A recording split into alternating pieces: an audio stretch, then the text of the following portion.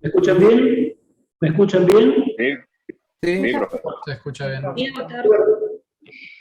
Ayer habíamos comenzado a hablar de asma, algunos aspectos etiológicos, conceptuales, la etiología, el diagnóstico. Por ahí se nos quedó un poquito el diagnóstico diferencial, pero bueno, ahora vamos a repasar.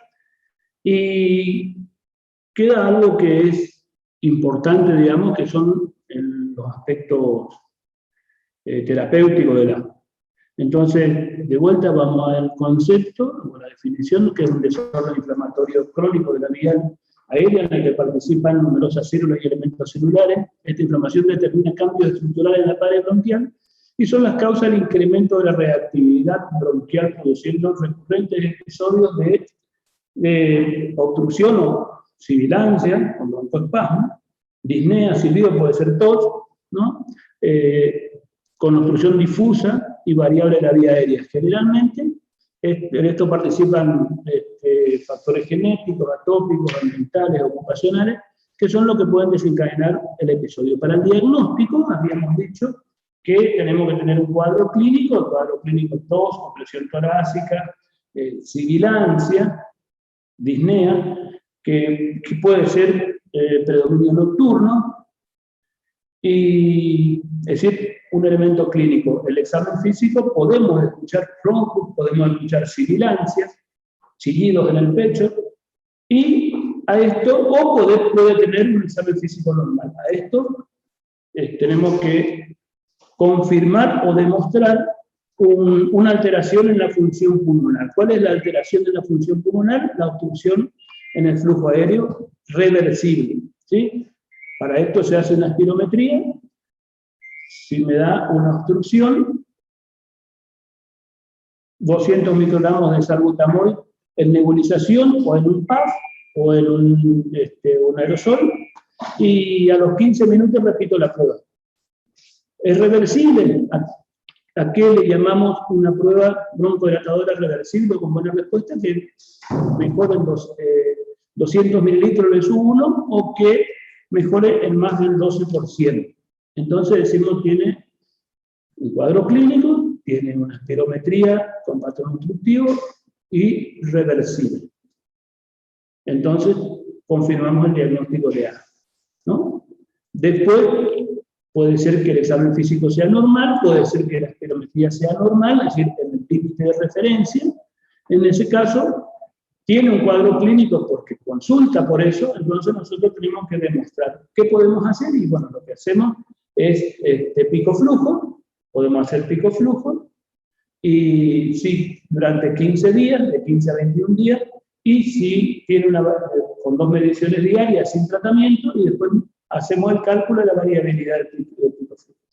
Tiene una variabilidad más del 20%, el diagnóstico es asma. Tiene menos del 20%, entonces con una espirometría normal tenemos que rehistoriar y ver otros diagnósticos probables.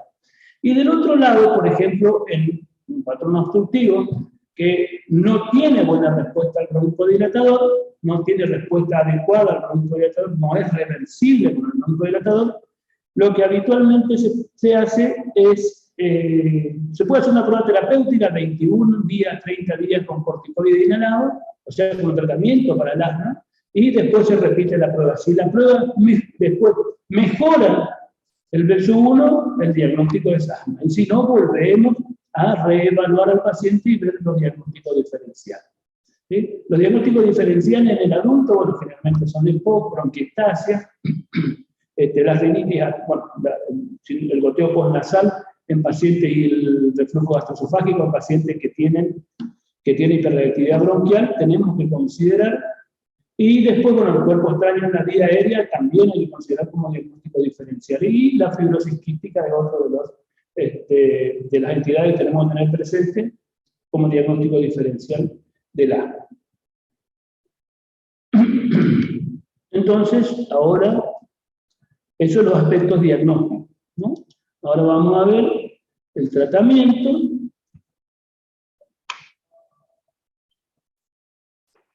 Bueno, el algoritmo diagnóstico de asma en los niños de 6 años, no cambia mucho el algoritmo diagnóstico de lo que se hace en el adulto. Por ahí se consideran algunas cositas distintas, digamos. Por ejemplo, la prueba del ejercicio, hacia la espirometría con apremio de ejercicio, que es otro de los estudios que se suele hacer después del pico flujo, si no me da una buena variabilidad, como para hacer diagnóstico. Y sigo pensando, lo que se puede hacer es una espirometría, se le hace hacer una actividad física durante 2 a 6 minutos, lo suficientemente intensa como para que llegue al 70% o 75% de su frecuencia cardíaca máxima, y a los 5 minutos se para bruscamente el ejercicio y se le repite espirometría a los 5, 10 y 15 minutos. Y de vuelta, cuando se cae más del 10%, más del 15% del BSU1, se considera positivo y el diagnóstico es asma. En este caso puede ser asma inducida por el ejercicio o puede ser otro tipo de asma. Bueno, esto es algo que, revisando así las guías actuales, interesante la lectura, digamos. Fíjense ustedes que en la actualidad, por ejemplo, nosotros tratamos de usar algunos términos que engloban una serie de cosas. Por ejemplo, ya van a ver los síndromes coronarios agudos, por ejemplo, los síndromes coronarios agudos,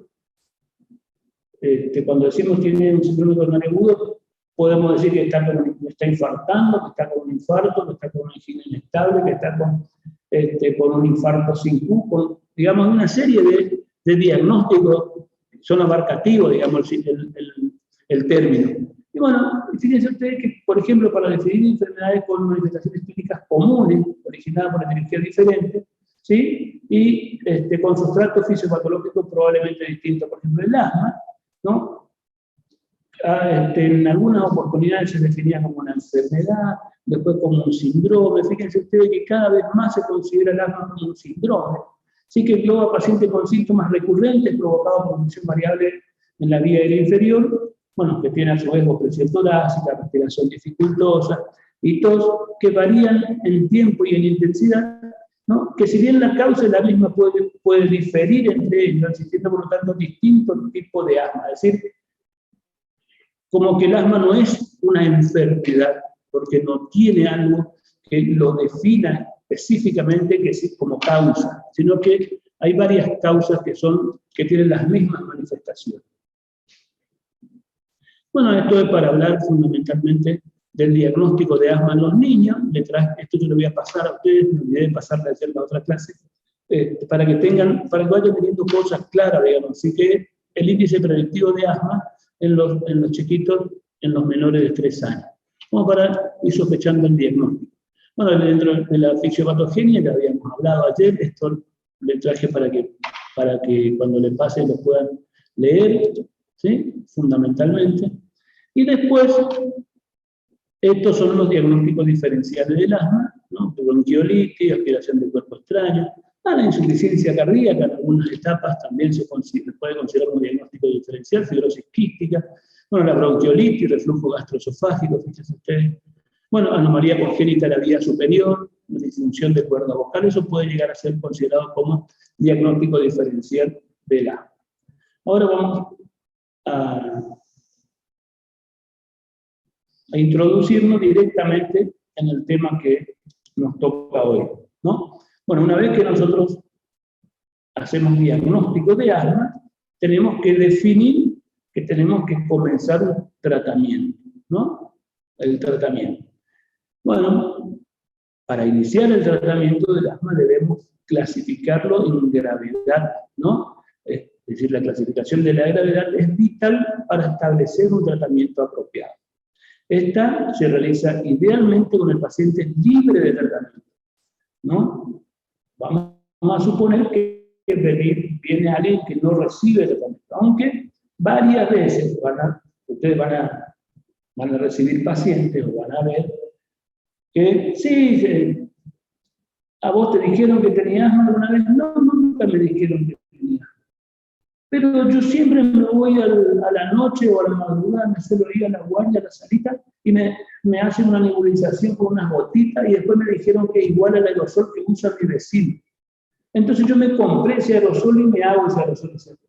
No tiene diagnóstico de asma, y está medicado, no sabemos si bien o mal, seguramente que si no tiene diagnóstico de asma y está medicado, es muy probable que esté medicado mal, ¿no? Es decir que, pero idealmente lo que hay que hacer es tratar de clasificar al paciente libre de tratamiento, ¿no? En caso contrario, se puede estimar la gravedad en función del escalón de tratamiento mínimo. Ahora vamos a ver a qué nos referimos.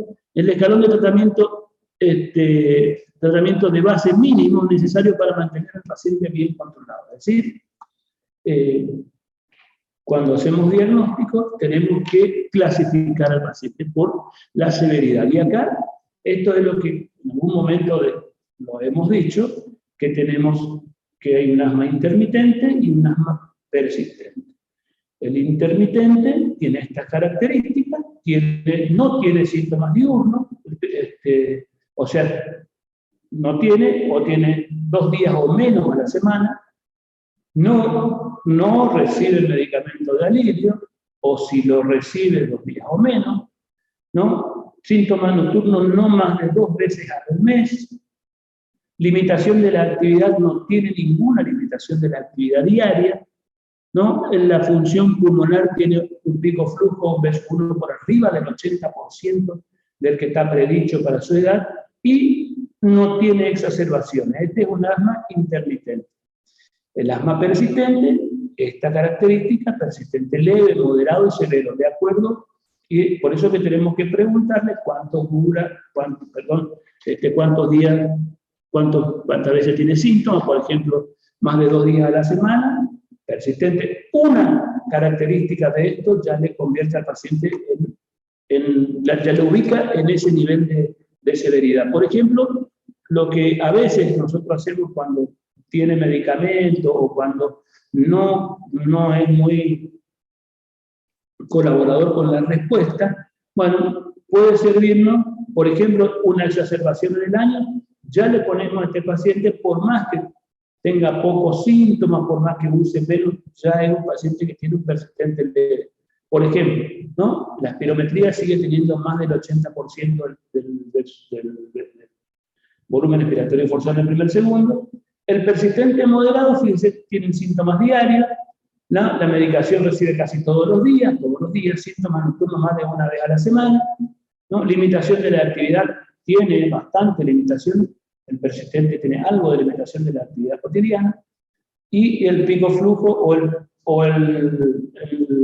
la disminución espirométrica del BES1 está entre el 60 y el 80%. Es decir, menos del 80, pero más del 60.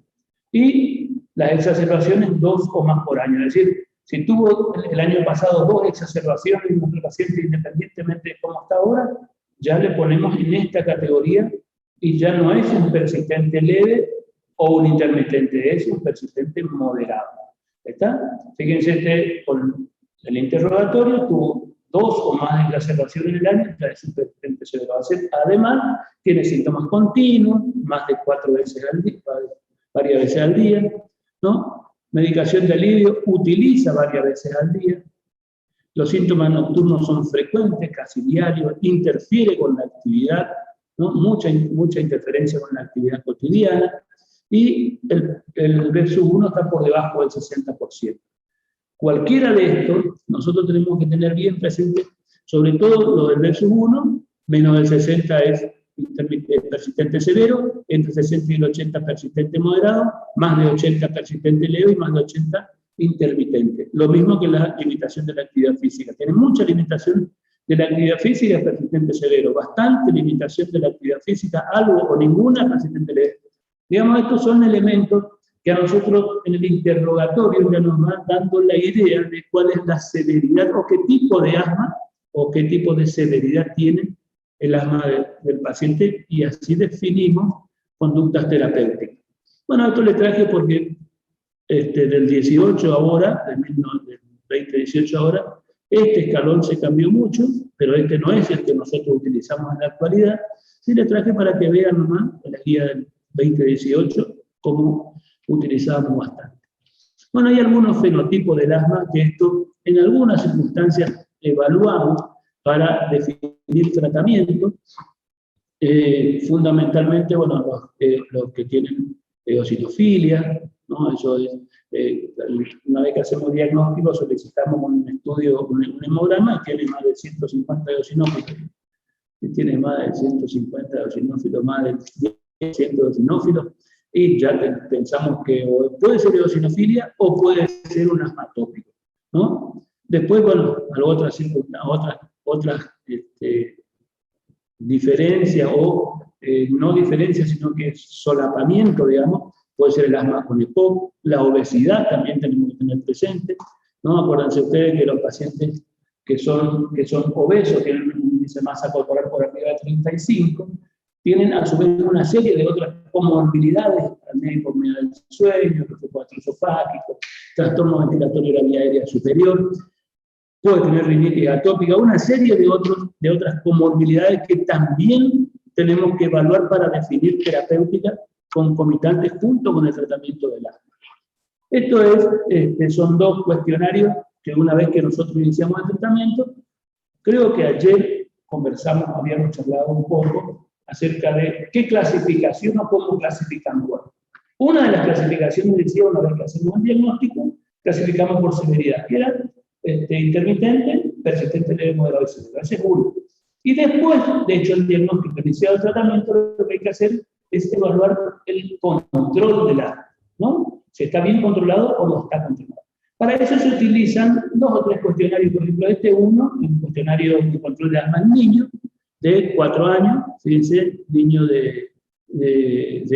para niños de 4 años, hay versiones para 9 a 14, ¿no? Y le hacemos 1, 2, 3, 4, son 9 preguntas, cada pregunta tiene 4 puntos, o sea, son 36 puntos en total, ¿sí? Con una puntuación de más de 8, se habla que el asma está mal controlado. Y obviamente estos son controles que se hacen una vez clasificado, iniciado el tratamiento a los 3 meses, ¿no? También existe otro, que es el CAT, ¿no? Que para niños de mayor edad o para los adultos, también se puede utilizar se utiliza más el CAT para los adultos, y con una puntuación máxima de 25, y se considera buen control cuando está por arriba de 20, si no, un asma de difícil control, ¿no? Y, por supuesto, se utilizan las estrategias terapéuticas distintas. Habiendo conversado acerca del diagnóstico, la clasificación, cómo una vez que iniciamos tratamiento evaluamos si está controlado o no, para realizar las variaciones terapéuticas o los ajustes de las drogas, los ajustes necesarios de las drogas. Ahora vamos a ver cuáles son los objetivos en el tratamiento del asma, ¿no? Primero, entonces, los objetivos a largo plazo en el manejo del asma son lograr un buen control de los síntomas y mantener los niveles normales de actividad, minimizar el riesgo futuro de las exacerbaciones y de la alimentación al flujo aéreo y los efectos secundarios de la medicación, obviamente, ¿no? Fíjense ustedes que esto a veces nos va a permitir, y tenemos que intentar una actitud agradable del paciente, permitir que el paciente exprese sus metas, creencias, preocupaciones, dar aliento y proporcionar información y revisión. Todavía el asma sigue siendo algo muy subdiagnosticado, ¿no? Subdiagnosticado porque, por la sencilla razón de que van a escucharme decir, sí, tiene bronquitis asmatiforme. ¿Qué es la bronquitis asmatiforme? Y tengo un principio de asma. ¿Qué es un principio de asma? El principio de asma sería un bebé de 3 meses que tiene broncoconstricción por ahí, porque recién comienza, pero una persona de 20 años, principio de asma, o es asma o no es asma. Para eso hay que utilizar las pruebas necesarias para confirmar el diagnóstico, ¿no? Pero principio de asma, y me dio esta medicación y tengo el aerosol. Bueno, en la actualidad el aerosol, como monodroga, digamos, ya el beta-2 estimulante como de acción corta, como monodroga en el tratamiento, desde el 2019 no se utiliza más. Sí como rescate, pero no como, sí se puede utilizar como rescate, pero no como tratamiento. Entonces hay que informarle de qué se trata, informarle de que hay un tratamiento, de que el tratamiento puede permitirle tener una actividad física como la que corresponde a la edad y el sexo, actividad competitiva, su trabajo puede hacerlo regularmente, siempre que esté por un tratamiento adecuado. Por supuesto hay que darle aliento. La información de acuerdo al grupo etario es la que, y al momento del diagnóstico, no es lo mismo hacer el diagnóstico de asma a los 6 años, hay que informarle bien a los padres, explicarle lo mismo a los chicos, digamos de una manera distinta que cuando se hace a los 14 o a los 40 años, o a los 30 años. Es distinto, son por ahí, de la infancia a la adolescencia, es mucho más fácil que aprendan a manejar los inhaladores, los turboales, la medicación que se le prescribe, mientras que en las personas mayores es más difícil utilizar, por lo menos que utilicen en forma adecuada, y también la adherencia al tratamiento. Es muy distinto. Bueno, tenemos que evaluar entonces a los pacientes, tenemos que evaluar los síntomas, las exacerbaciones, ¿no? La función del pulmón, ¿no? Ver las metas, que las creencias que tiene el paciente, tratar de definir con el paciente, ¿no? Las decisiones deben ser compartidas con el paciente.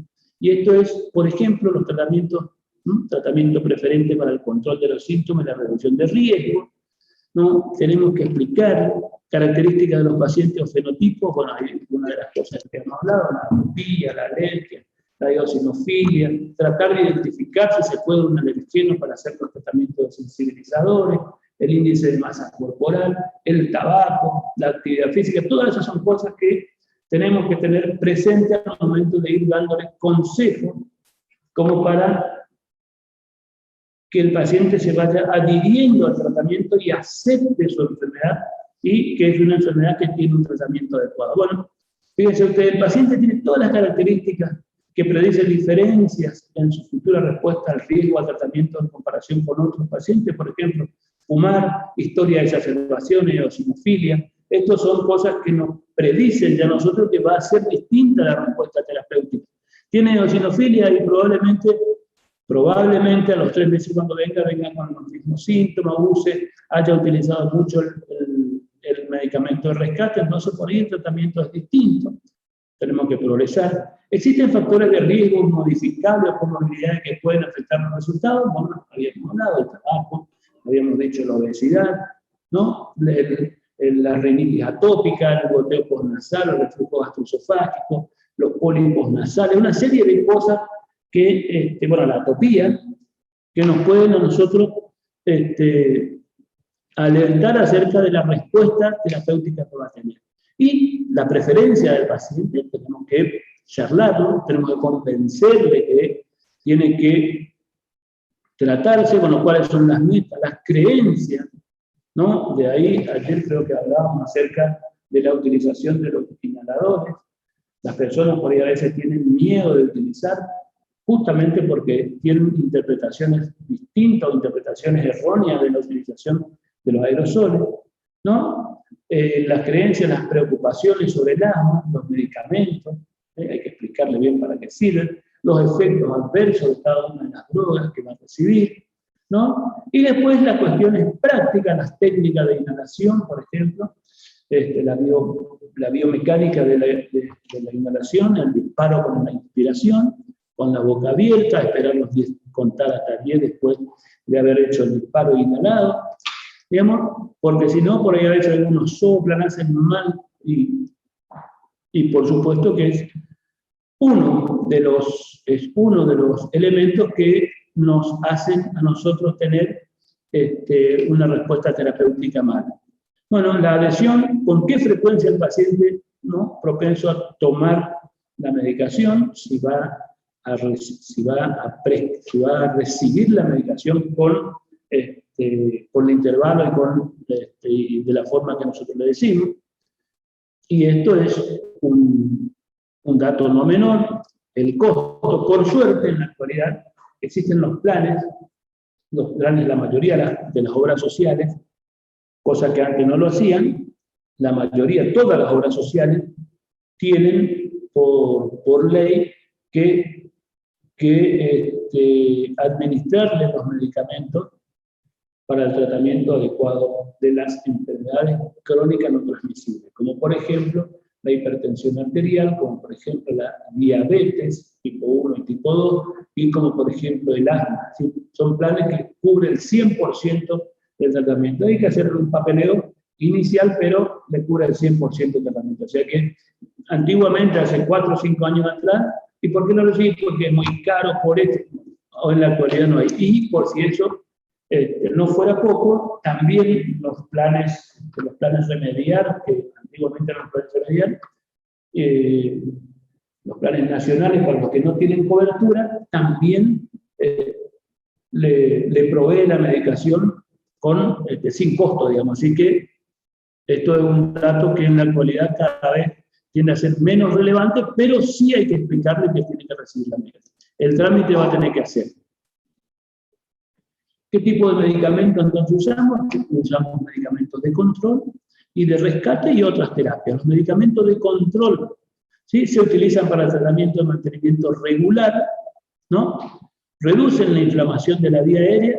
Acuérdense ustedes que el asma tenía un componente inflamatorio que es preponderante, reducen la inflamación de la vía respiratoria, controla síntomas y reduce riesgos futuros como las exacerbaciones y si disminuyen la inflamación, ¿no?, la severidad de las crisis es menor, tiene menos crisis, disminuye el número de exacerbaciones y evita o disminuye el decrecimiento de la función pulmonar.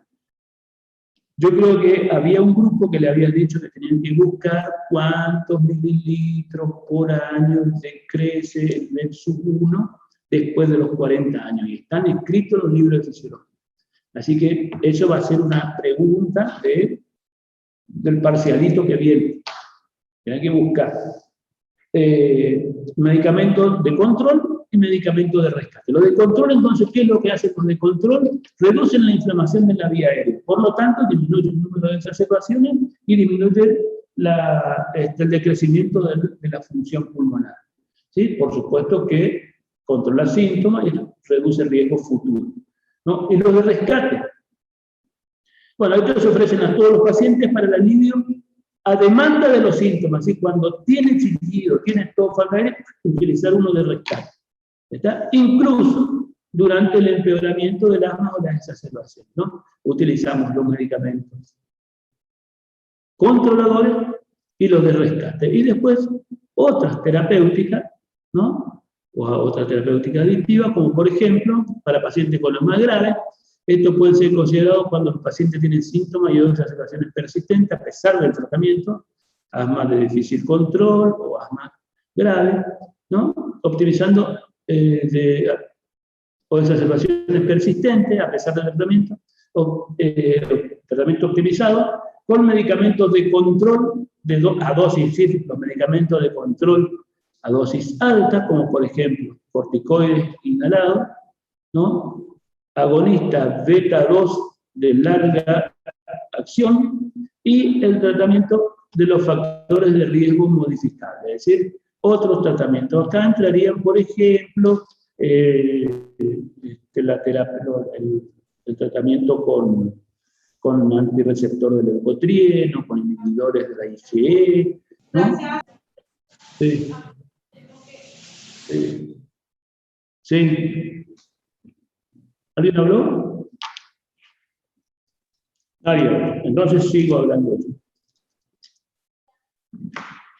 Dijimos que teníamos 3 tipos de medicamentos, hay dos que son fundamentales, los de controlador y los de rescate, y los otros, los adicionales, ¿no? Los controladores dijimos que eran fundamentalmente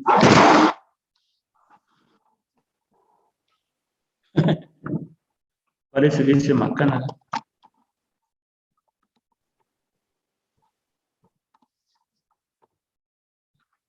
¿Está bien ahí? Ahí está bien.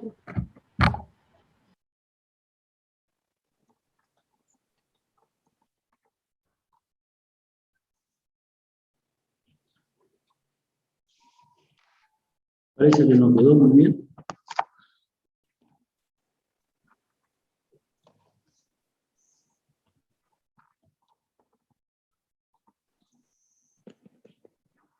Bueno, ¿me escuchan? Sí, se le escucha, profe. Sí, profe. No se ve su cabeza. Es que no la tengo. ¿Ahí mejoró? Bueno, entonces, dijimos que los controladores fundamentalmente disminuyen la inflamación y por lo tanto disminuyen las exacerbaciones, mejoran el control posterior y disminuyen el decrecimiento de la función pulmonar. Los de rescate se le ofrecen a todos los pacientes para cuando tengan síntomas, eso es fundamentalmente a demanda. Y después el tratamiento adicional, que era en los casos de que tengan dosis óptimas de medicamentos de rescate, de dosis óptima de medicamentos controladores, más el control de los factores desencadenantes, y algunos pacientes que tienen algunas condiciones particulares, ¿no? ¿Qué drogas se utilizan? ¿No? Fundamentalmente, los fármacos se administran con arreglo a nivel del control o de la gravedad de la enfermedad, y para ello se emplea el menor número de medicamentos y de dosis posible para conseguir y mantener el adecuado control, ¿no? Bueno, dada la naturaleza inflamatoria de la enfermedad, los corticoides inhalados son los medicamentos controladores fundamentales. Y acá tenemos el budesonide, la fluticasona, la beclomethasona y ciclesonide. Corticoides que se utilizan de forma inhalatoria, que es la mejor vía de administración, ¿no? Si no se alcanza un control óptimo, la adición de agonistas beta-2 adrenérgicos de acción prolongada, salmeterol o formoterol, a los glucocorticoides, disminuye el número de exacerbaciones, controla mejor los síntomas e incrementa la función pulmonar. Estos son fundamentalmente broncodilatadores, ¿no? Beta-2 estimulantes beta-2 adrenérgicos. Podemos incrementar la dosis de corticoides. Si no se alcanza, ¿no? Si no se alcanza, se añadirá un tercer fármaco, por ejemplo, metilxantina, puede ser teofilina, o un antagonista de los receptores del leucotrieno, montelukast o rafirlukast, ¿sí? En el último nivel de asma, o asma de difícil control, se emplearán ciclos ajustados de mínima dosis necesaria, a veces permanente, de glucocorticoides orales. Este es un criterio para hablar de asma de difícil control, ¿no? Y en los pacientes con asma alérgica o atópica, asma mal controlado, se añade omalizumab, bloqueador de la inmunoglobulina E, ¿no? Que en algunos casos disminuye la necesidad de glucocorticoides y el número de exacerbaciones. Disminuye la necesidad de corticoides orales y el número de exacerbaciones. Bueno, en todos los niveles se añaden a demanda del propio paciente, es decir, según perciba él el síntoma, agonistas beta-2 adrenérgicos de acción corta, salbutamol o terbutalina como medicación de alivio o de rescate. Esto es el núcleo de lo que tenemos que conocer. Ahora vamos a ir desarrollando estrategias terapéuticas para determinados niveles de severidad.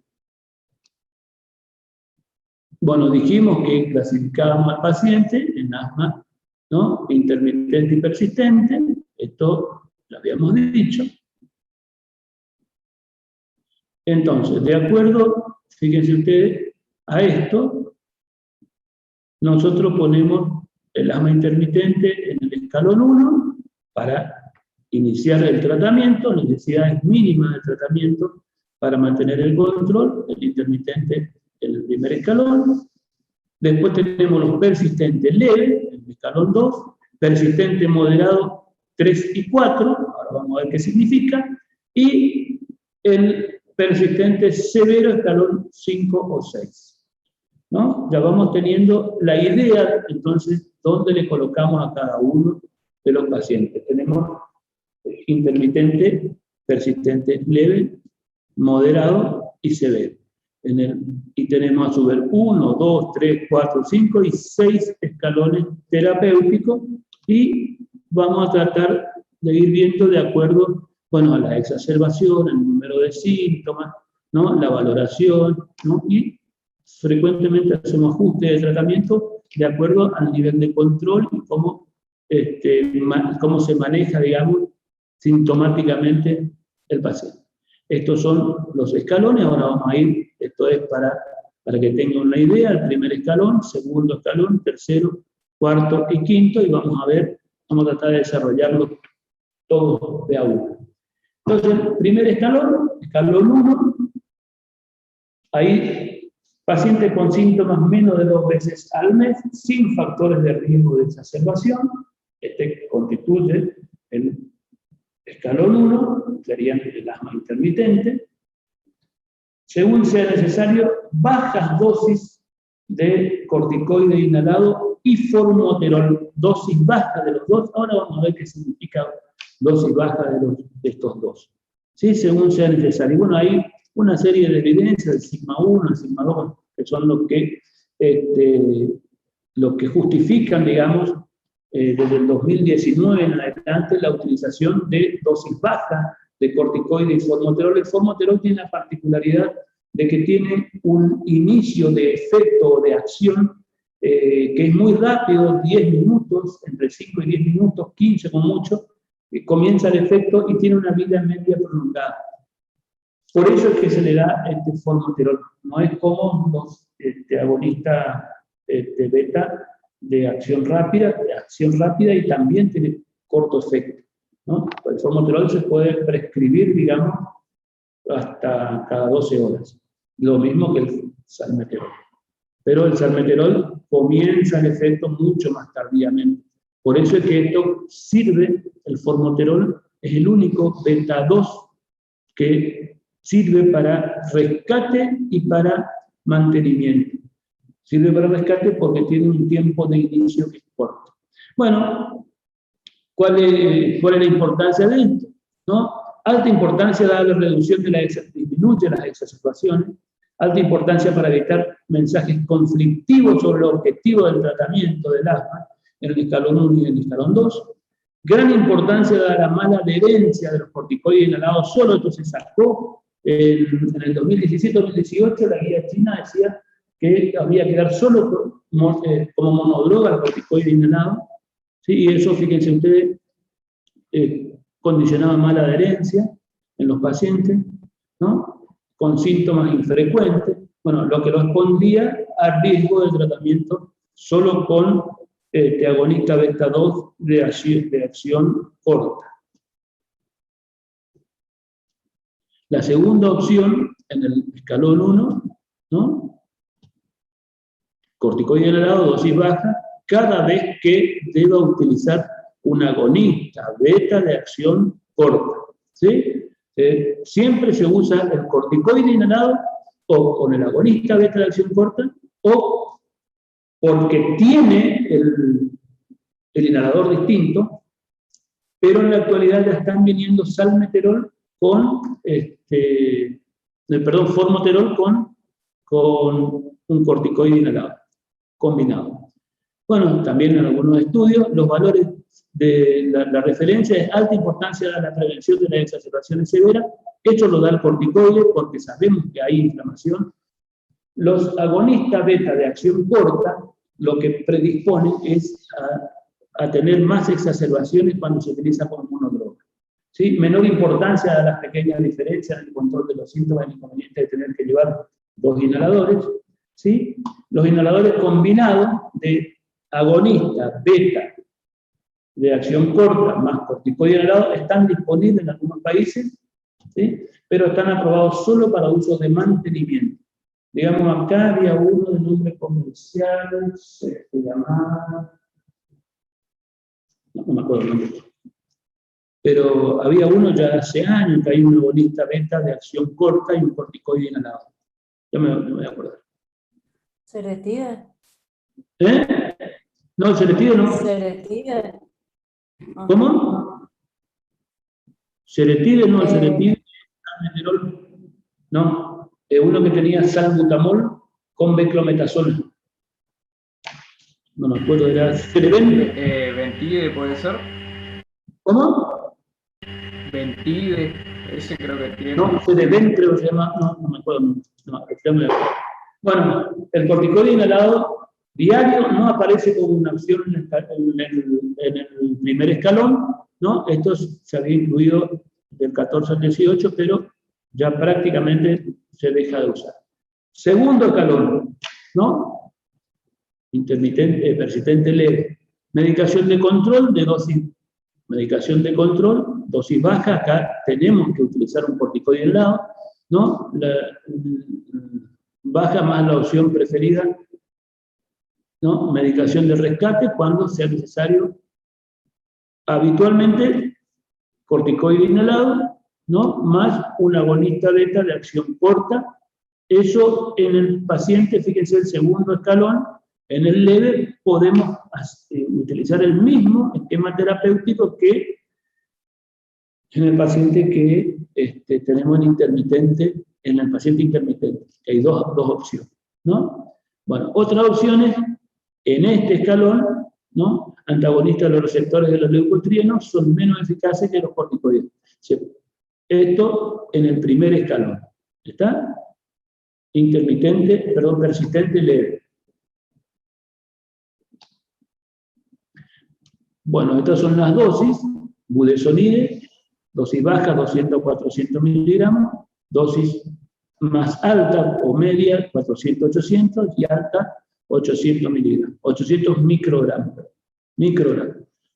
El ciclesonide, 80-160, ¿sí? De 160 a 320, dosis media, y más de 320 altas dosis. La floticasona, 100 a 250, dosis baja, 250 a 500, dosis intermedia, más de 500 microgramos, dosis alta, ¿no?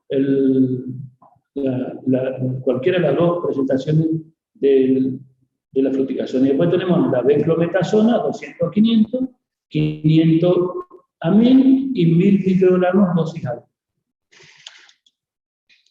En el escalón 3, el asma moderado sería, ¿no? Uno o dos controladores. Acá los controladores habíamos quedado que eran antiinflamatorios. Acá podemos utilizar, se le puede agregar una metilxantina, por ejemplo, dosis baja. Se le puede agregar un inhibidor de los leucotrienos, ¿no? Uno o más controladores, más medicación de alivio. La medicación de alivio es el beta-2 agonista de efecto corto, de corta duración. Eso se le ofrece a todos los pacientes, pero todos deben recibir corticoides, ¿no?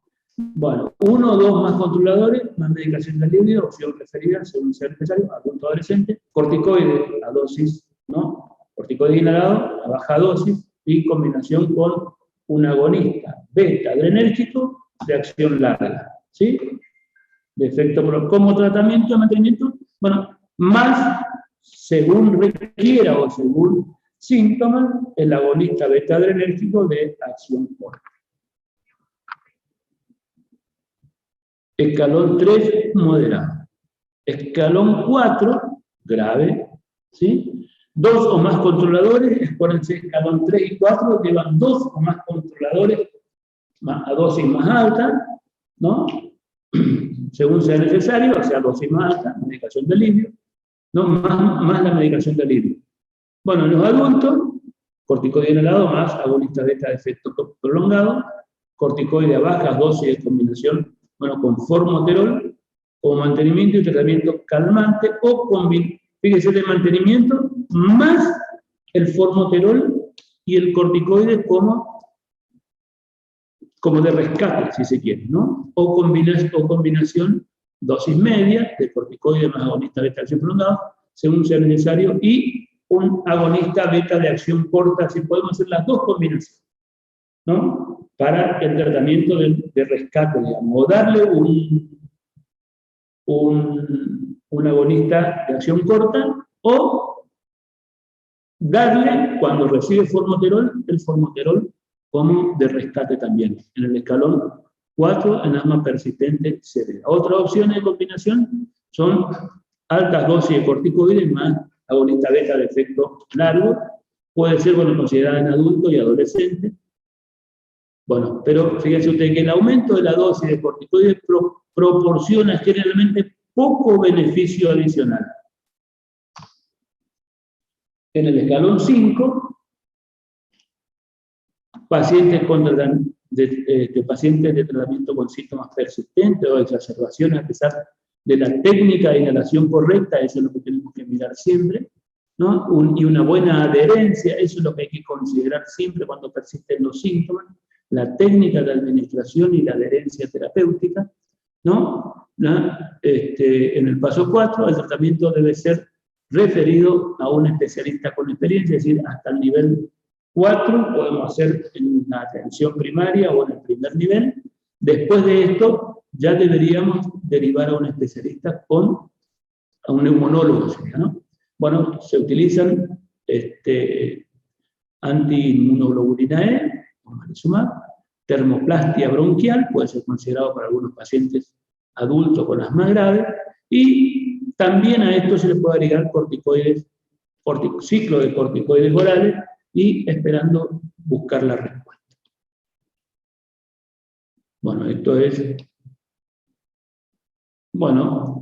esto vendría a ser subiendo un escalón, que es si nosotros estamos en el escalón 3 y el paciente persiste con síntomas, o ahora el interrogatorio que habíamos visto que se hace cuántas veces por día, cuántas veces por semana, digamos, control de síntomas del asma, subimos un escalón, y si está bien en más de 2 oportunidades, 3 meses no utiliza nada y un asma bien controlado, 3 meses el asma bien controlado, podemos disminuir el escalón, ¿no? Bajando, subiendo, ¿sí? Y también tenemos que tener presentes las intervenciones no farmacológicas, ¿no? Además de los tratamientos farmacológicos, otras terapias y estrategias pueden ser consideradas, ¿no? En su caso, para ayudar y mejorar el control de los síntomas o reducir el riesgo futuro.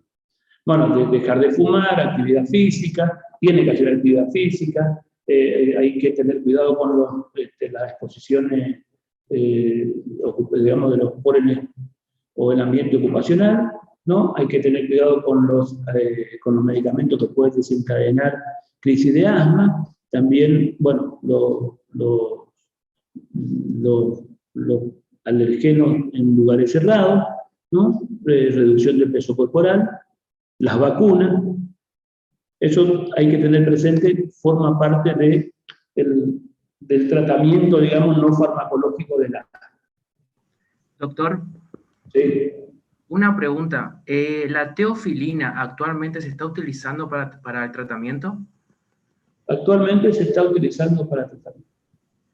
Y en ese caso daríamos en el escalón número 5, ¿no? Podemos agregarlo en el tercer escalón para disminuir la dosis de corticoides, para no tener que aumentar más la dosis de corticoides. Gracias. Bueno, ahora vamos a ver las exacerbaciones.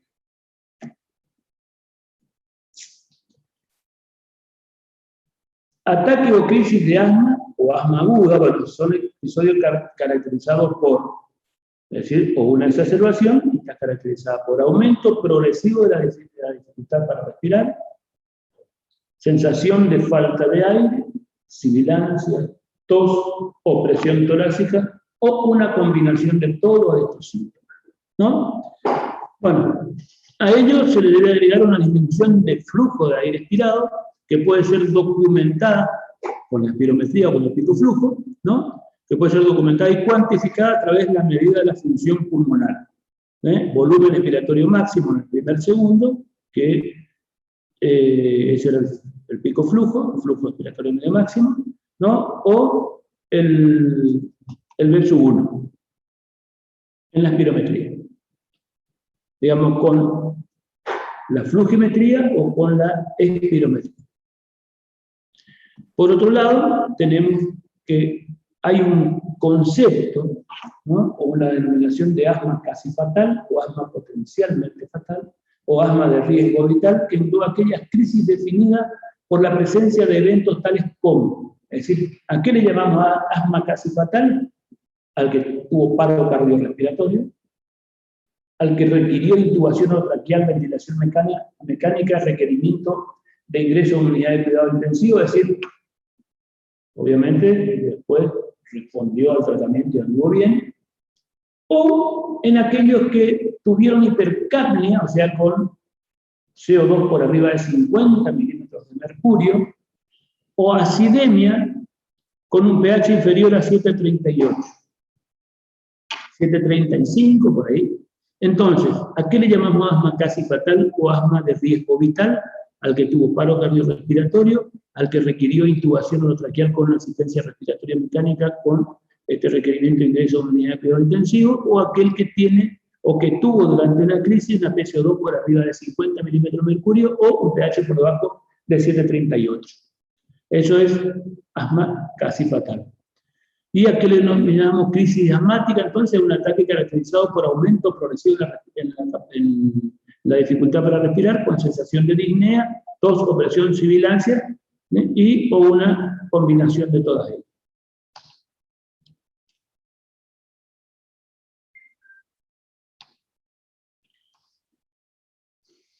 Entonces, el paciente consulta porque siente que tiene diagnóstico de asma, está medicado, y consulta porque tiene dificultad progresiva en la respiración, con chillido en el pecho y opresión torácica. Lo que tenemos que hacer es una evaluación ahora del paciente, ¿sí? Una evaluación ahora que incluye los siguientes aspectos.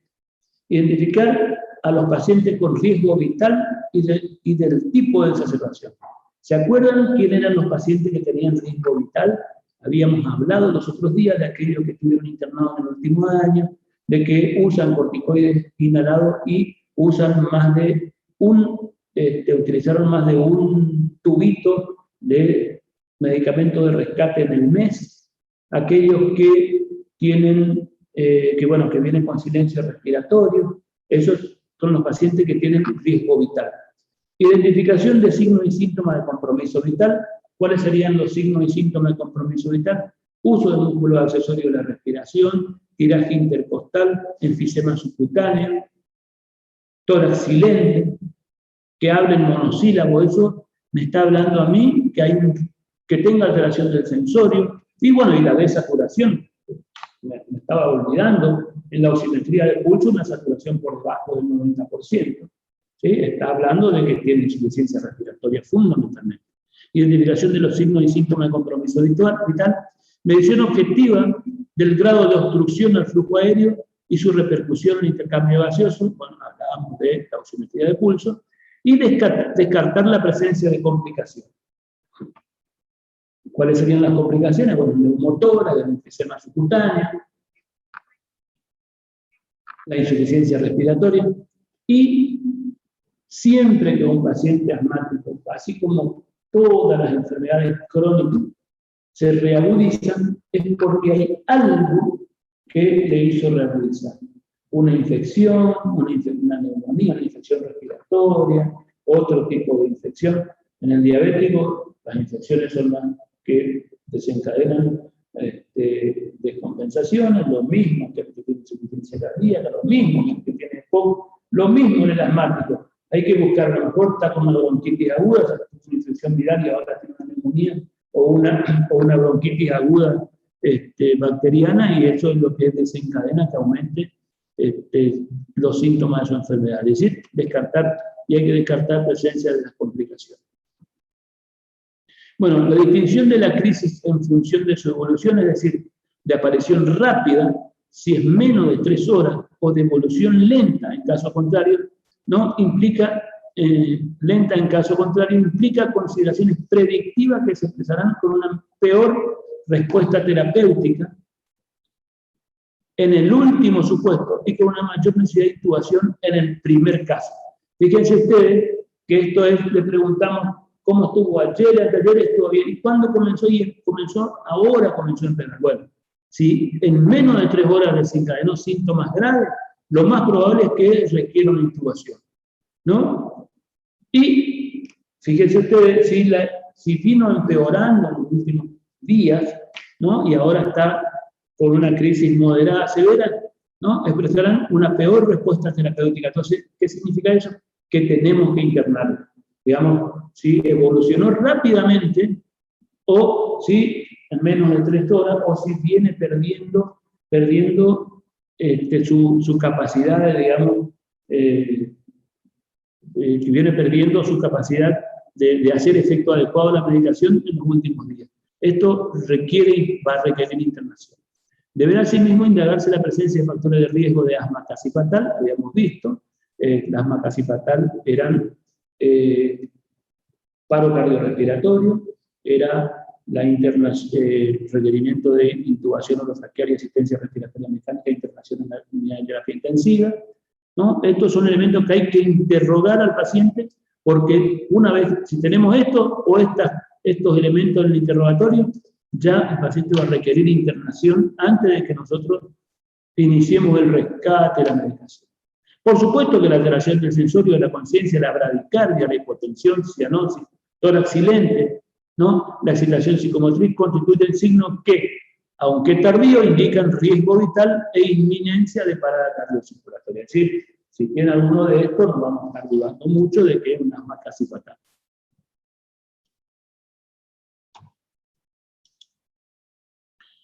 Bueno, a ver, esto fundamentalmente es para clasificar la severidad desde el punto de vista clínico y con algunos elementos de la severidad de la crisis de asma, ¿no? Los parámetros que se utilizan son disnea, frecuencia respiratoria, frecuencia cardíaca, estado de conciencia, sibilancia, pico flujo, ¿no? Saturación de oxígeno y pulso paradojal.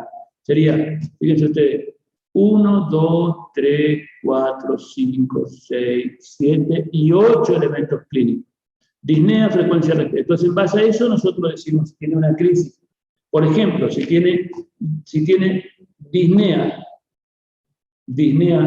¿no? En reposo, con una frecuencia respiratoria de más de 30, una frecuencia cardíaca de más de 120 o más de 130, si está agitado o tiene una excitación, ¿no? Puede tener poca sibilancia o sibilancia audible, tiene un pico flujo que está al menos del 60% del predicho, ¿no? O una saturación por debajo del 90 de una crisis grave.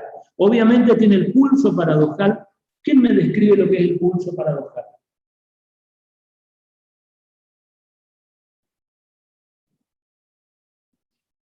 ¿Qué es el pulso paradojal? Profesor, es el pulso que disminuye más de 10 milímetros de mercurio durante la inspiración. Otro que me diga, porque yo no te entendí bien, porque no te escucho bien. Es el pulso arterial que disminuye más de 10 milímetros de mercurio durante la inspiración. Bueno, es un fenómeno normal. ¿Sí? No. Es un fenómeno normal. Durante la inspiración disminuye la presión arterial o la presión del pulso 10 milímetros de mercurio. Porque disminuye el llenado ventricular izquierdo, entonces disminuye el volumen sistólico, ¿no? Eso es normal. ¿Qué pasa cuando hay dificultad respiratoria en el asma? La inspiración con mucha fuerza hace que disminuya más el volumen de fin de diástole en el ventrículo izquierdo, entonces disminuye más el pulso. En realidad, el pulso paradojal es la exacerbación de un fenómeno fisiológico. Cuando ese fenómeno fisiológico se hace más evidente, se le llama pulso paradojal. ¿Sí? Y cuando disminuye más de 25 milímetros de mercurio, ¿sí? Hablamos de una crisis de asma grave. Cuando disminuye entre 10 y 25 es moderada, y cuando disminuye menos de 10 es una crisis leve. ¿Me están siguiendo hasta acá? ¿Estoy explicando bien o no se entiende? Entonces, tenemos que evaluar la gravedad de la crisis una vez que hicimos la historia clínica, y si en la historia clínica surge de que estuvo internado, de que estuvo asma casi fatal, ya es una crisis grave y ya tenemos que internarlo para definir la internación. Ahora, si no surgen estos elementos previos en la evaluación, lo que hacemos es esta otra evaluación de acuerdo a los signos y síntomas, que son disnea, frecuencia respiratoria, frecuencia cardíaca, estado de conciencia, sibilancia, pico flujo, ¿no? Saturación de oxígeno y pulso paradojal. ¿Me están siguiendo hasta acá? Y, por ejemplo, una crisis moderada, ¿qué tiene? Y bueno, tiene disnea al hablar, tiene una frecuencia respiratoria de menos de 30, 100 y 120 frecuencia cardíaca, ¿no? El estado de conciencia es normal, tiene sibilancias audibles, el pico flujo está entre 60 y 80, la saturación de oxígeno de 91 a 95 y el pulso paradojal de 10 a 25 milímetros de mercurio. ¿Sí? Este cuadrito tiene que tratar de ir acordándose porque hay algunas cosas que son claves, ¿no? Sobre todo para seguir. Y bueno, ¿cuáles son los factores de riesgo para asma casi fatal? Ya lo habíamos dicho, episodios previos de asma casi fatal, hospitalización durante el último año, requerimientos previos de intubación mecánica con intubación orotraqueal con asistencia respiratoria mecánica, ¿no?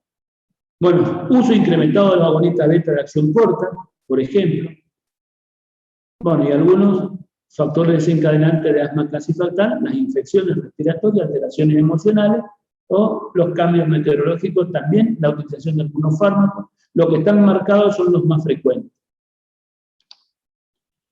Bueno, entonces la valoración objetiva del grado de obstrucción al flujo aéreo mediante la espirometría, el volumen expiratorio forzado en el primer segundo, es indispensable el efecto de determinar tanto la gravedad de la crisis como la respuesta al tratamiento. Es importante tener, tener una valoración o una evaluación objetiva cuando tenemos una crisis de asma. Porque entonces nosotros a los 20 minutos, media hora después de haberle hecho el tratamiento, a la hora, le podemos repetir y objetivamente podemos medir la mejoría si es que hubo. ¿Sí? Entonces, la valoración del grado de obstrucción, ¿no? Indispensable tanto para determinar la gravedad de la crisis como la respuesta al tratamiento. Valores inferiores al 50% del óptimo personal caracterizan a las revalorizaciones graves. Habíamos visto. La oximetría de pulso, ¿no? Es necesaria en todos los pacientes a efectos de excluir una hipoxemia, que es lo que la oximetría, y dijimos que el valor óptimo de un valor normal en la oximetría de pulso es más del 93%. ¿No? 94% para arriba es un valor aceptable, un valor normal.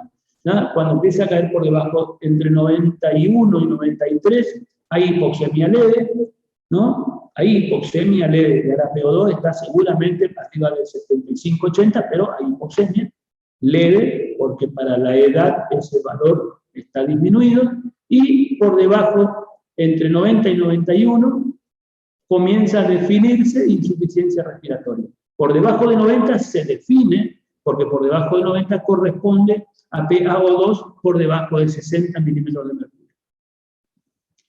Bueno, la oximetría de pulso es necesaria en todos los pacientes al efecto de excluir la hipoxemia. Por el contrario, la determinación de gases en sangre arterial solo se requiere en contadas ocasiones, en particular en aquellos enfermos cuya saturación no se pueda mantener por arriba del 90% a pesar de la oxigenoterapia. ¿Sí? ¿En quiénes solicitamos gases en sangre entonces? En los pacientes en los cuales, a pesar de la oxigenoterapia, no podemos subir por arriba del 90% la saturación de oxígeno con la oximetría de pulso. Bueno, la presencia de pulso paradójico, es decir, de una disminución de la presión sistólica durante la inspiración superior a 11 milímetros de mercurio, como consecuencia de la hiperinflación dinámica, ha sido considerada, en ausencia de complicaciones como embolismo, taponamiento cardíaco, un signo de riesgo vital. Fíjense ustedes lo importante que es controlar la presión, la presión arterial y ver si tiene pulso paradojal, ¿no? Porque en ausencia de embolia de pulmón o taponamiento cardíaco, que son dos otras entidades que tienen el pulso paradojal, en ausencia de eso, y es nada más que una crisis de asma, con un pulso paradojal por arriba de 25 milímetros de mercurio, se puede considerar como un asma de riesgo vital. Es importante eso. Son signos que nos dan cosas claras y no hace falta mucho estudio complementario, solo tomar la presión. Bueno, la radiografía de tórax y el electrocardiograma solo estará indicado en aquellas situaciones en las que la presencia de síntomas como fiebre, dolor o disnea excesiva, ¿no?, sugiere la existencia de complicaciones neumotórax o neumonía, ¿no?, o infección de la vía respiratoria. Pelizardi Oriana, ¿qué tal está el mate? ¿Está rico? Está bueno. Está rico, sí. No, justo te vi tomando mate. Y mira, vos estás tomando mate, qué lindo. Y hay uno allá que tiene un Fernet. Ese sí que está. Bueno. Sigo entonces. Entonces, repasando lo anterior, el slide anterior, el pico flujo del BSU1 siempre es importante tener en una crisis de asma, tanto para valorar la severidad como para evaluar la respuesta terapéutica. Y sabemos que el pico flujo por debajo del 50% habla de crisis grave, ¿no?, de agudizaciones severas. La oximetría de pulso, lo mismo, tenemos que tener en todos los pacientes. Y cuando solicitamos gases arteriales, cuando no podemos, la oximetría de pulso para evitar o para confirmar que no haya hipoxemia. Y los gases arteriales en aquellos pacientes que durante la crisis, Ríos también está tomando matecito. Bueno, durante la crisis, Ríos Sabrina, durante la crisis no podemos subirle la saturación de oxígeno por arriba del 90% a pesar de la oxigenoterapia, ¿no? El pulso paradójico por arriba de 25 milímetros de mercurio se puede considerar como un asma de riesgo vital, es decir, habla de gravedad de la crisis. Y la radiografía de tórax y el electrocardiograma, bueno, cuando sospechamos la presencia de alguna complicación, neumotórax, neumonía, infección de la vía respiratoria.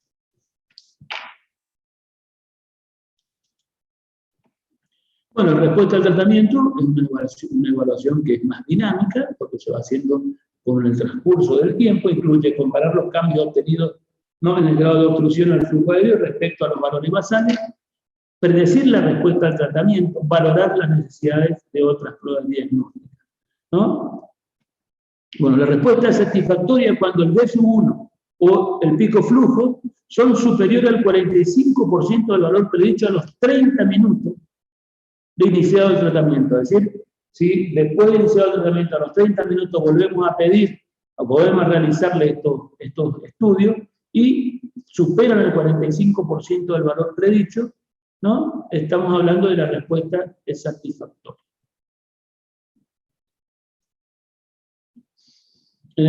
Como todo lo que hablamos hasta ahora es de evaluación estática y evaluación dinámica, ¿no? Todas las exacerbaciones del asma son potencialmente fatales, hay que tener siempre presente eso, corregir la hipoxemia cuando esté presente de forma significativa mediante la administración de oxígeno, revertir la obstrucción de la vía aérea utilizando broncodilatadores, disminuir la inflamación a través del uso de corticoides sistémicos. Estos son los fundamentos terapéuticos en la crisis o las exacerbaciones de asma, ¿sí?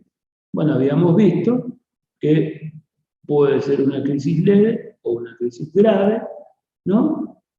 Y ahora vamos a mirar una crisis leve cuando el pico flujo está por arriba del 70% y la saturación de oxígeno por arriba del 94%, ¿no? Beta adrenérgico como tratamiento, ¿no? Salbutamol o terbutalina, esta es una dosis, ¿no? Cuando tiene menos de 20 kilos o más de 20 kilos, esto es un niño, ¿no? Y ahora vamos a ir viendo cómo nosotros utilizamos, esto es un algoritmo, cómo utilizamos cada uno de estos, ¿no? Los corticoides sistémicos, los glucocorticoides sistémicos deben ser administrados precozmente. ¿Por qué precozmente? Si es sistémico es endovenoso o por vía oral. Deben ser dados precozmente porque pueden ser dentro de la primera hora de tratamiento en la urgencia. Porque esto demora 3 o 4 horas en producir su efecto. O sea que tenemos que darle enseguida, ¿no? En todos los pacientes con exacerbaciones moderadas o graves o que no responden al tratamiento inicial. ¿Sí? Hacemos el tratamiento inicial de rescate y a los 40 minutos le repetimos el pico flujo o la espirometría y no supera el 45% del predicho, significa que la respuesta no es adecuada, corticoide sistémico, ¿no? Bueno,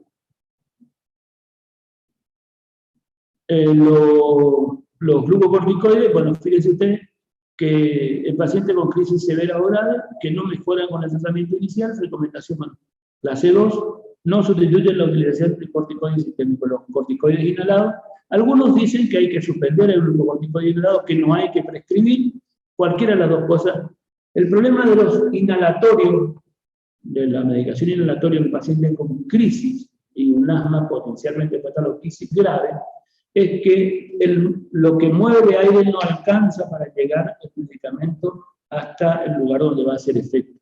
Por eso es que inicialmente la vía inhalatoria, sobre todo los corticoides, no están prescritos.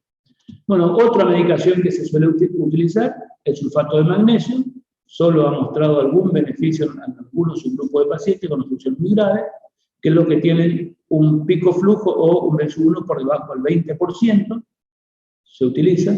La aminofilina, el uso de aminofilina intravenosa no se recomienda debido a su bajo poder broncodilatador, tiene más efecto adyuvante como antiinflamatorio, ¿no? Y su importante efecto adverso secundario.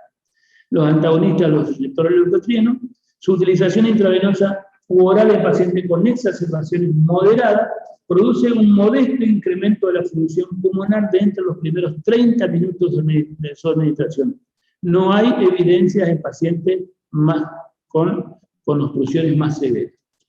Se puede utilizar sulfato de magnesio, y la aminofilina es prácticamente en las crisis no está sugerido la indicación.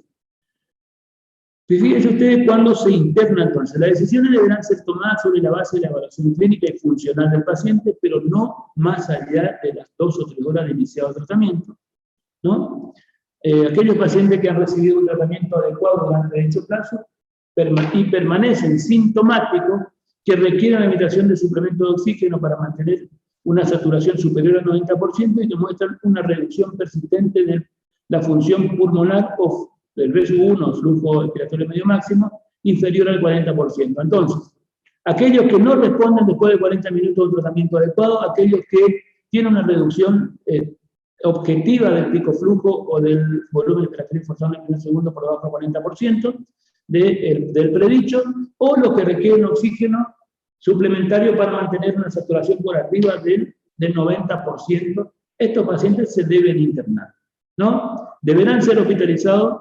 En todos los casos se recomienda observar al paciente durante 60 minutos para confirmar su estabilidad. Es decir, ¿quiénes se hospitalizan? Entonces, por supuesto que las crisis graves se hospitalizan, por supuesto que los que no responden ya vimos el tratamiento y tuvimos que medir el picoflujo, ¿no? O el volumen expiratorio forzado en el segundo. Tenemos que ver la oximetría de pulso, los que requieren oxígeno suplementario para mantener una saturación por arriba de 90, se deben internar y tenemos que esperar más de 60 minutos para la evaluación para ver la estabilidad. No es que la respuesta es ahora y ya le damos la alta. Si tuvo buena respuesta ahora, a la hora volvemos a reevaluar. Si sigue igual como estaba la hora anterior, por ahí es probable que le mandemos a su domicilio. Bueno, intubación. Sí. ¿Cómo dijo con la oximetría de pulso para internarlo? Uno de los criterios de internación es cuando requiere oxigenoterapia, cuando a pesar de la oxigenoterapia suplementaria no mejora la oximetría, no sube la saturación por arriba del 90%. ¿Sí? Y lo otro es que necesita oxígeno para que tenga una oximetría por arriba del 90%. Es decir, eso se debe internar. ¿A quienes se les coloca una vía aérea artificial? La decisión de intubar al paciente se basará en el juicio clínico, ¿no? Las dos indicaciones absolutas son apnea o coma. Claro, si está en coma, requiere una vía aérea artificial, en todos los pacientes en coma, no solamente los asmáticos, o si están en paro respiratorio, si están en apnea, ¿no? Y después tenemos que evaluar los otros elementos.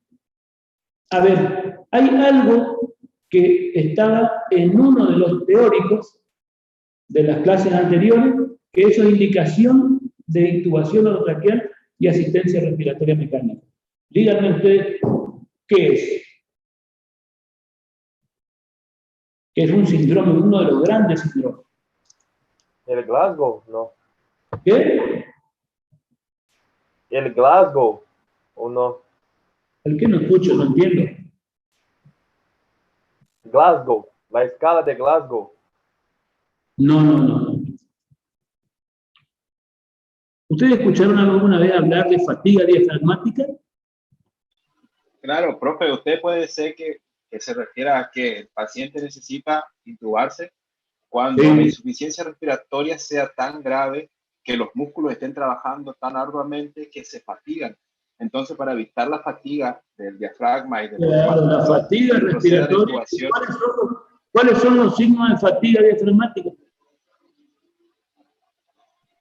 Creo que no era la frecuencia respiratoria baja. Te dejará de mandibular. Vos no estás rindiendo un examen, ¿eh?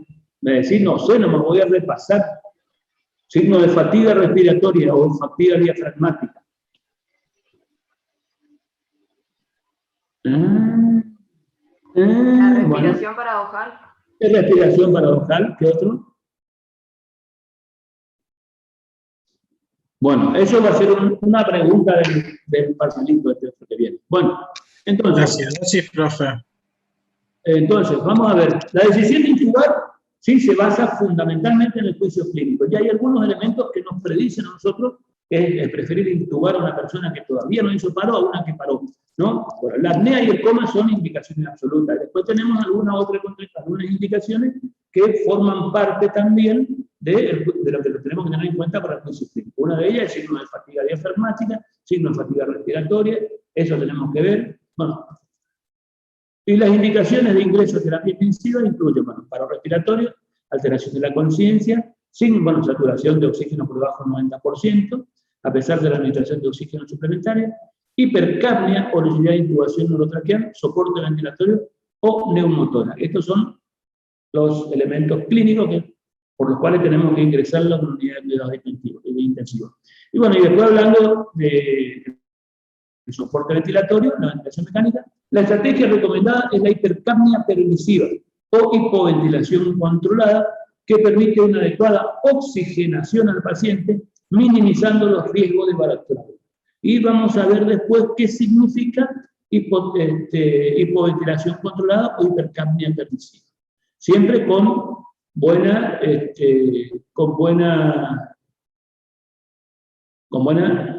oxigenación, ¿no? A ver, bueno, esto es para diagnóstico de asma, ya habíamos visto.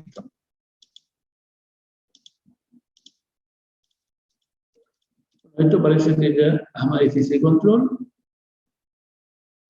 Esto es lo que nosotros solicitamos para hacer diagnóstico de asma difícil de control, ¿no? Criterios mayores, uso de glucocorticoide continuo, casi continuo en los últimos 6 meses, uso de dosis máxima de corticoide inhalado, agonista beta de acción larga y receptor leucotrieno. Esto es criterios mayores. Y criterios menores son requerimientos de agonista beta de acción corta diario o casi a diario, el BSO1 por debajo del 80 o variabilidad más del 20%. De esto, cuando nosotros tenemos esto, tenemos que... Y si esto es a pesar de dosis plena de toda la medicación, se asma, no solo que asma difícil de control, sino que un asma persistente severo. ¿Sí? Bueno, ¿cuáles son los pacientes con riesgo de muerte? Ya habíamos visto esto en la clase anterior y ahora también. Bueno, y esto es lo del plan de ejercicio, que está explicado cómo se hace, que lo voy a pasar para que ustedes lean.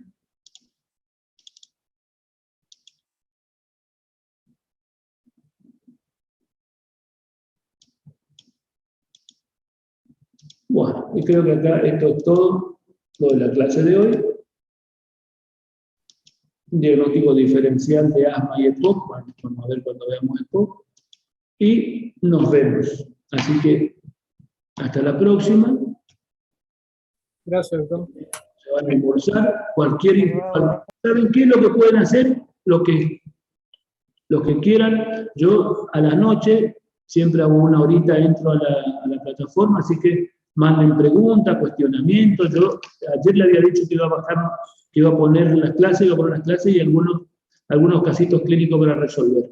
Eso vamos a tener en cuenta, las actividades en la plataforma y en los foros, la participación en los foros al momento de definir alguna nota. ¿Está? Así que espero de que haya sido de utilidad está casi 2 horas conmigo. ¿Tiene alguna pregunta? Yo tengo una, profe. ¿Es necesario saber en el momento de que viene el paciente con la crisis asmática el nivel de obstrucción con las pruebas de esfuerzo como el BEF1 o el pico flujo? ¿O primero se le estabiliza al paciente? Porque habitualmente, el problema es que vos viste cuáles son los criterios clínicos de crisis asmática severa. Frecuencia respiratoria por arriba de 35. Una persona que tiene 35 o por arriba de 35 frecuencia respiratoria, hacer una espirometría es difícil, ¿no? Pero pico flujo sí se puede hacer, y ese es muy, el pico flujo te da una medición muy objetiva y muy útil para la valoración de la severidad de la crisis y para la valoración de la respuesta terapéutica. Y si lo tenés, es mejor hacerlo. Por ahí, el verso 1 es con una espirometría, y la espirometría es un poco más difícil realización con el paciente en crisis, sobre todo cuando son crisis severas. Es decir, el pico flujo hay que hacerlo, y si tenés para hacer espirometría y se puede, mejor.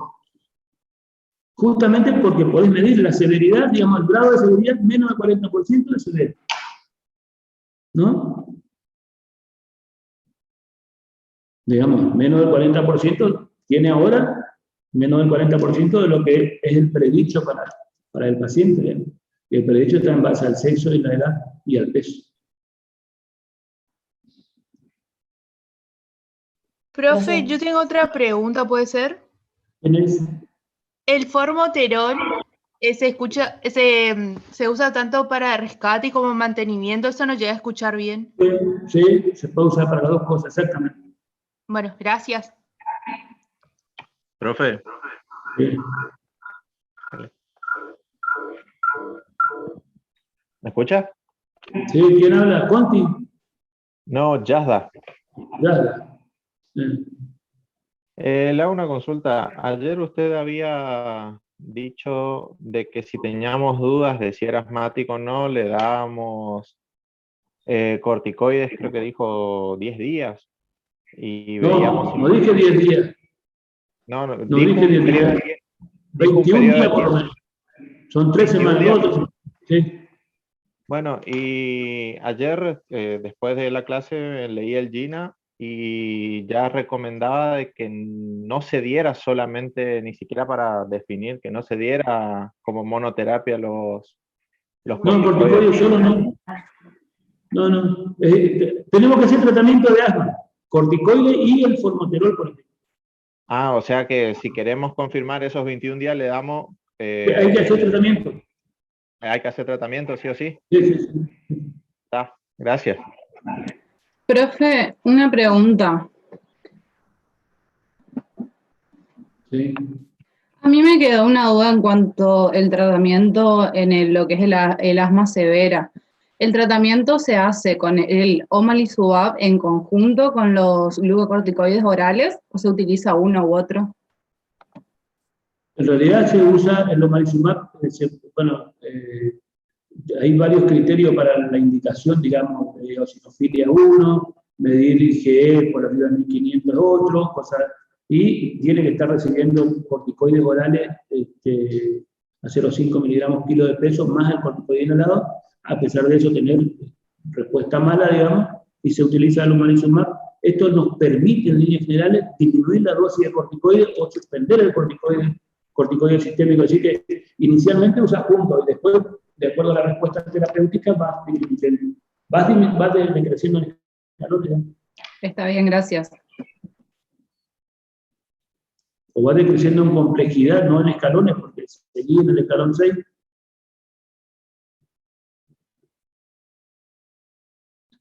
Bueno, chicos, Feliz fin de semana, que pasen bien. Mañana no hay clase. Nos vemos la semana que viene, tal vez yo de nuevo.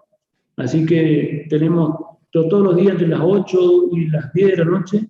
Entro a la plataforma, así que si hay preguntas, pregunten. Si hay cuestiones, cuestionen. Si hay dudas, presenten.